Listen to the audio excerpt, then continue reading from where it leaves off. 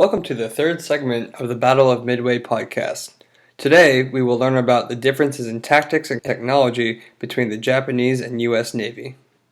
We had radar and the Japanese did not. So our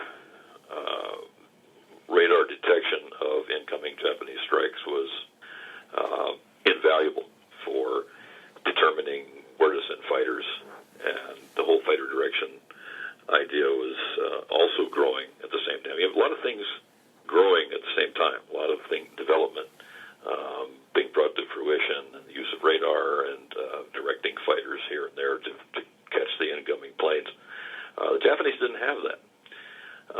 The only way that the Japanese knew that we had planes on the way was either to sight them with one of their float planes deployed from battleships or cruisers, or when they showed up overhead. So, which is not the time you want to kind of find out where your enemy is. You say, oh, there he is.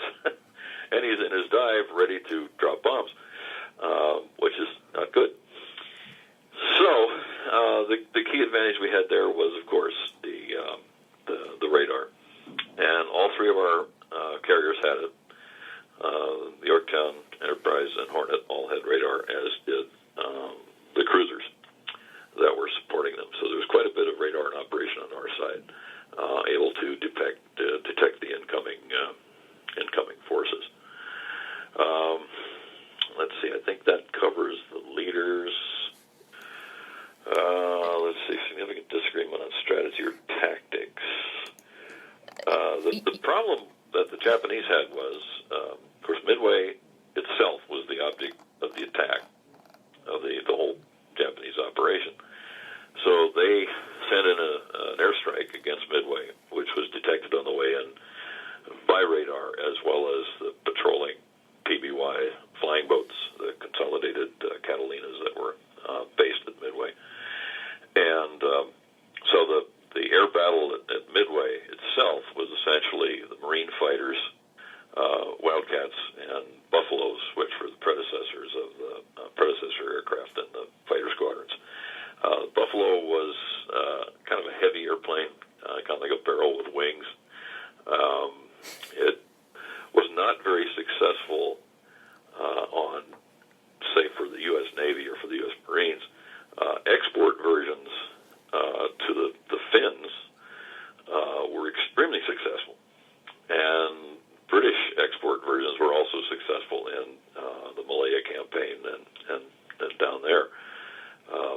But the Buffalo was on its way out as far as a first-line carrier aircraft. So the Marines got them, and they were based at Midway. Incredibly courageous pilots. Some of them were experienced. Some had just come out of the Advanced Carrier Training Group on the West Coast. Some of them were second lieutenants who had never flown combat, and they had to take on some of the finest Japanese fighter pilots that were in existence.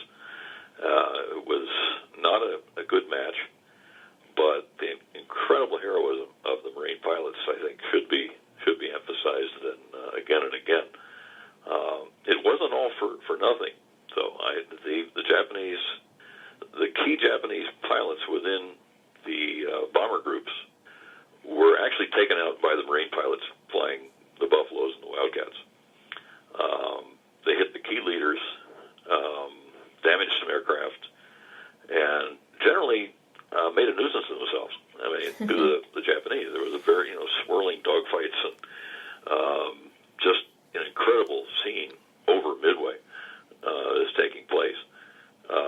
As far as the Marine bomber aircraft, the scout bombers, those were sent out to attack the Japanese task force.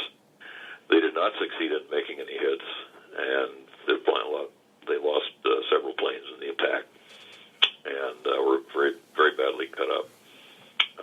But the Marine fighters had achieved a significant victory in terms of knocking out key people within the Japanese air structure. Excellent and informative. We look forward to hearing more about the Battle of Midway tomorrow on our last segment.